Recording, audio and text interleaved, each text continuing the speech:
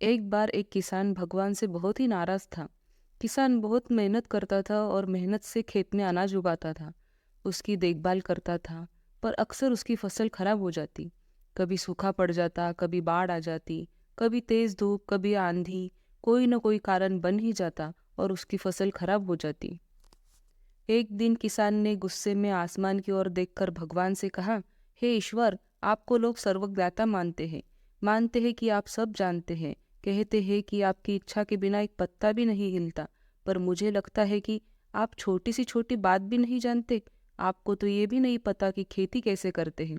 अगर आप जानते होते तो हर समय जो बाढ़, आंधी और तूफान आते हैं वो कभी नहीं आते।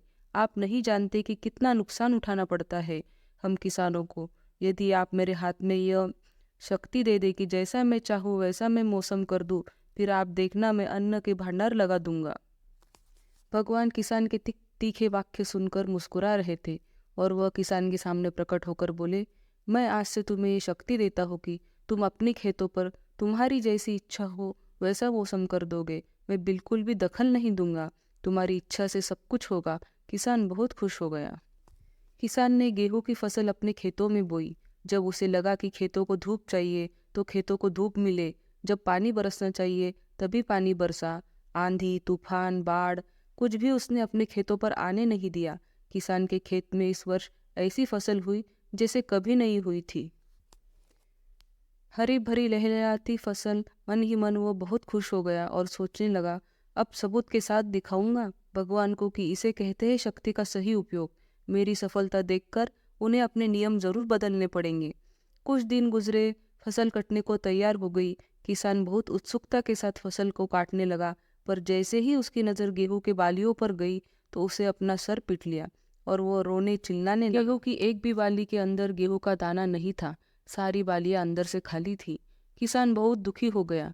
उसने भगवान को रोते हुए फिर पुकारा, हे प्रभु, तुमने ये मेरे साथ क्या किया?